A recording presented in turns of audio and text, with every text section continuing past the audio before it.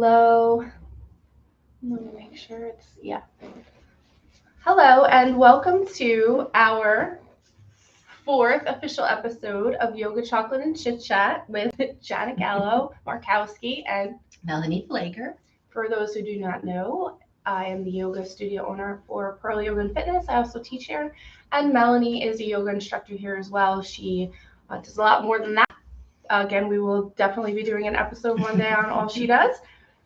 But so today we're rolling into the week of Christmas, and so we thought we would do an episode on the things that we feel we most rely upon to maintain our health and fitness, right? Because if you're buying gifts for somebody and this is the time of year where you might you might think of buying them things to help them improve their health. Right? So like a yoga mat, or maybe a subscription to online classes, or a subscription, a membership, a gift card to their favorite studio, to a gym. There's just a million and one things. It can be really overwhelming to try to figure out what products and stuff that somebody might adapt, somebody might actually use, and as opposed to putting it off to the side and never touching it again, and then it ends up at the Goodwill one day. So it's like I could look and read all of these articles and see all of these advertisements, and in my own brain, I pass judgment on, yeah, no, I would never use that, or I would never buy that for somebody, or because you know they make it look really fun in the videos. Right. Advertisers are really good. They're really good at making something really simple look like you would just enjoy the hell out of it. And it's always in a really clean home, usually in a very clean home that has a lot more space than most people. Yes, very spacious. Like, I don't have that much room in my bedroom to do all of that stuff in the corner, right? Yes. Right. And so they make it look, they make products related to fitness look very versatile, like you could just dive in and that's it. That's all you're going to need for the next 365 days is this one product, and you're going to look like the girl in the picture. Yes, like the girl in the picture. And on the video. Yes. So why don't you share one thing that you absolutely could not do without to keep your health and wellness fitness journey as consistent as it has been? Well, the number one thing for me is my monthly membership here at Pearl. So it keeps me coming. It keeps me consistent. It keeps me part of the community. So yes, I teach here, but I also am a client here. So I do have a monthly membership and I do practice here. So 3 to 4 times a week, I'm doing a practice here. And then the other days of the week, I'm teaching or private sessions or whatever. So that for me has always been, listen, when you pay money for something you enjoy doing, you're more apt to keep coming because you know that money is coming out of your bank account every month. It's commitment. It's a commitment, but it's also, once you start coming, you know that you're going to get so much out of it. So for me, that's my number one thing is I can't ever think about not coming here to practice. So Pearl has to stay around forever until I'm 90 something.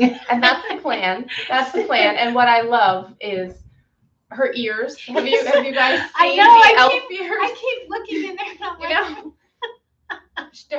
And when she's wearing that, it's like, don't try to have too serious of a conversation because I don't know how many people can be. It's very, very cute to listen to her speak with those ears on. Thank you. You're welcome. I really appreciate that. Yeah, okay. So for me, I would definitely say, and I mean, this is not a plug for Pearl, even though it seems like it. Right. I'm not doing that. I'm being very honest about my own personal experience, and then we'll move on to some of the stuff that's not as appearing to be as self-serving. But for me, I mean, nobody has to go invest in their own health and fitness business. But for me, that is something that I knew was going to keep and make health and fitness a priority for me. So I would say the number one thing for me is definitely teaching, running this business is what helps me to stay committed to health and wellness. I'm always trying to not just keep myself motivated, but think about ways to keep the people that are coming, the clients, people that are private sessions, people that are in the group classes, you as a teacher, just whatever I could do to keep everybody else motivated and excited about working out. So while you don't need to go buy somebody a business, yoga and health business, for me, that is something that has been a very, very, very important part of my own journey and staying committed. Sure. So, and you have another one? The other thing that really helps me at home to stay motivated is I do a lot of journaling. So I love journals. I love any little thing I can write every morning or during the day. So journaling is not only helpful, it just clears your mind.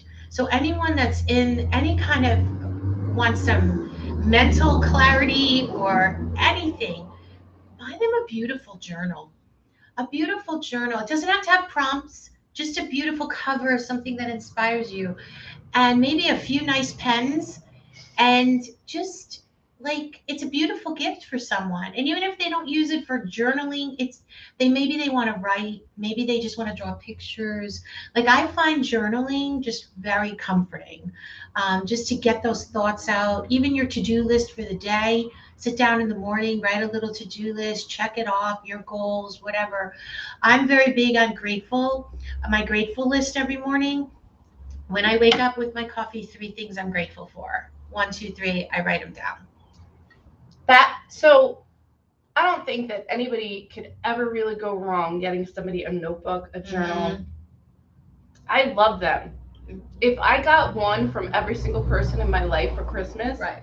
That's what everybody got me, I would be happy. And they would go to use. I use them all the time. Yes. And I eventually use them up Yes. for notes. We have them for, I know you have one for clients so that you can keep track.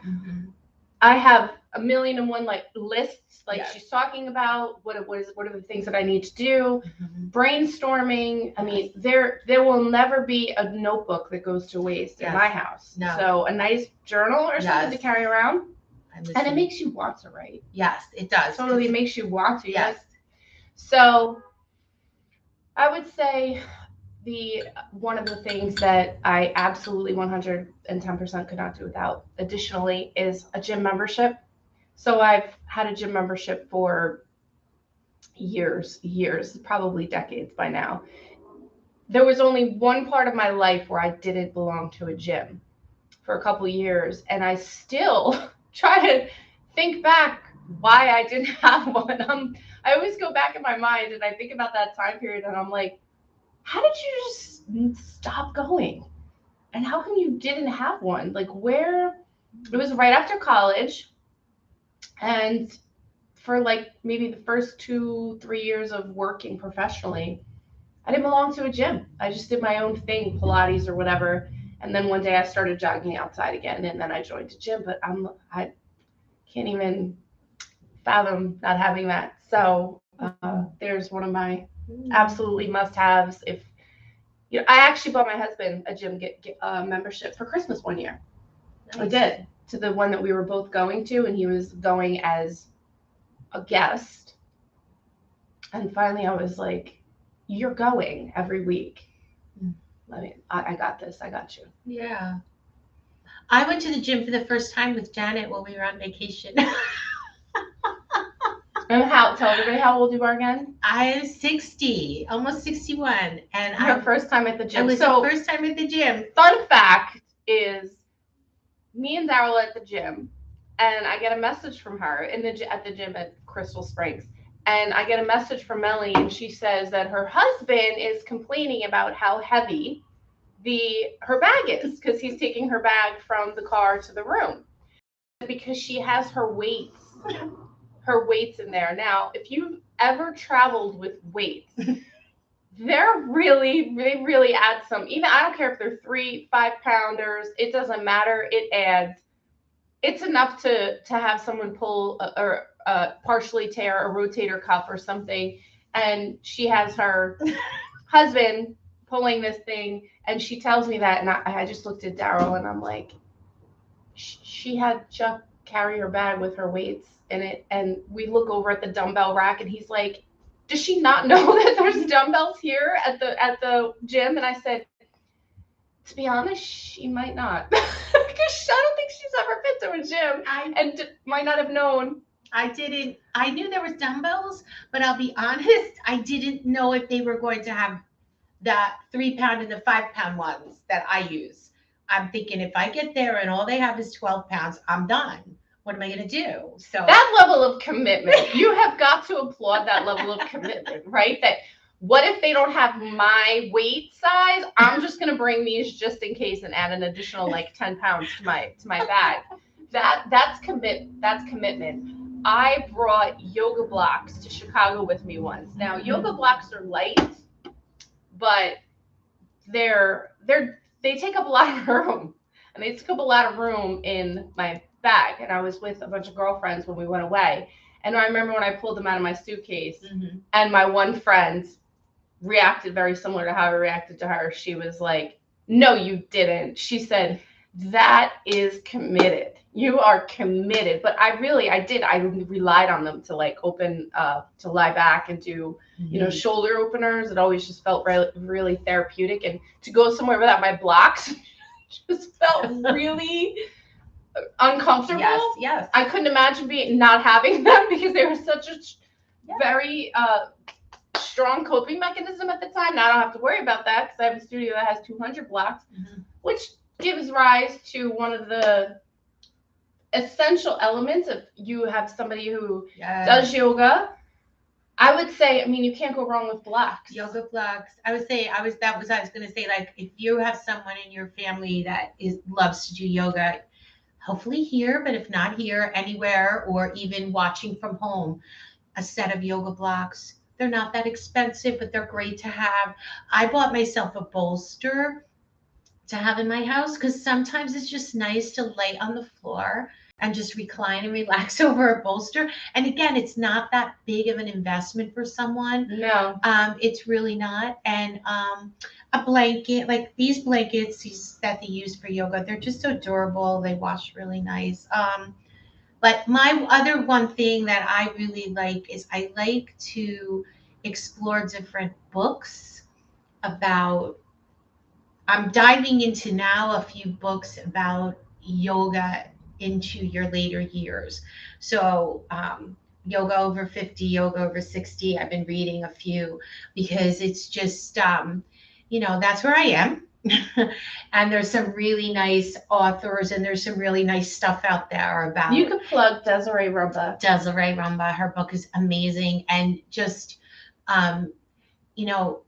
seeing that it's okay, it's sustainable. Like, I'm going to be able to do this with these. I love the insights of other people that are in their 60s and 70s, how you sustain it, and hurt yourself, and how you can make your practice as good as it was when you started younger, and it still evolves. So that's what I've been doing now. So I like a nice book to inspire someone also. I definitely think that now that you've said that, I have received multiple yoga books throughout the years from friends, and there's always something of value in it, even if it is just the exposure to somebody in the yoga industry who's been there for a while. So it's a new author, a new name, and a new topic or a different topic. So that's a good idea too. You really can't go wrong with getting a book again, because they're always probably going to find some level of value, even if it's just, I wonder what this, what's this about? Even if you don't fully read it, it's still the awareness to the person, the writer, the author, and maybe a different topic, a different lens viewpoint of how to look at something. And those things are definitely so inspiring. Yes. They keep the practice interesting. They keep the journey fresh. And while it is awesome to have sprinkles of novelty, those those novelty items, yes, they will keep you sparked and creative, and they will inject a new perspective into the practice or into the journey of wellness, health, and fitness.